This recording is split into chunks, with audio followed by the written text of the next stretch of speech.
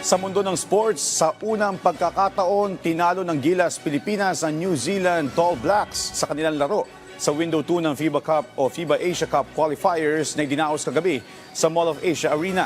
Dahil dyan, isang panalo na lang ang kailangan ng pambansang basketball team upang makatanggap ng automatic qualification sa FIBA Asia Cup na idaraos sa susunod na taon. Si Rafael Bandayrel ng PTV Sports sa sentro ng balita.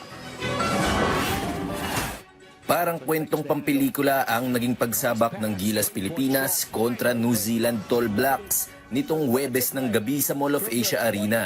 Nahirapan at nalamangan ng malaki sa simula dahil tila hindi nagmimintis ang mga binibitawang 3-pointers ng mga manlalaro mula sa panig ng New Zealand.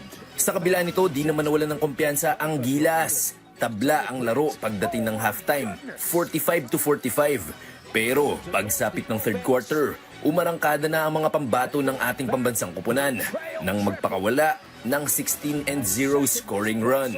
Sa fourth quarter, sinubukan pang humabol ng NZ Tall Blacks na nagawang tabasin ng kalamangan ng Gilas sa 2 puntos lamang. Sa kabila niyan, nangibabaw ang composure ng home team.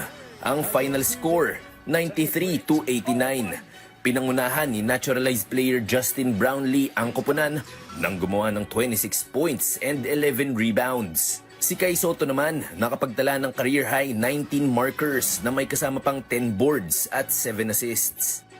I'm just very happy we got the win. We really worked hard, in terms of preparation and, coming into this game. We just wanted to bring our A game because we know how good New Zealand is and we really respect them as a team.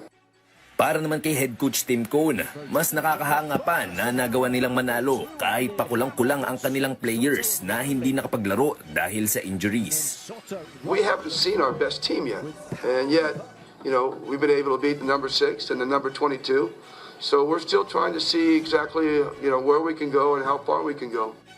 Kasunod na makasaysayang panalo ng Gilas kontra sa koponan ng New Zealand, susunod naman nilang makakaharap ang Hong Kong. Sa linggo yan, dito pa rin sa Mall of Asia Arena.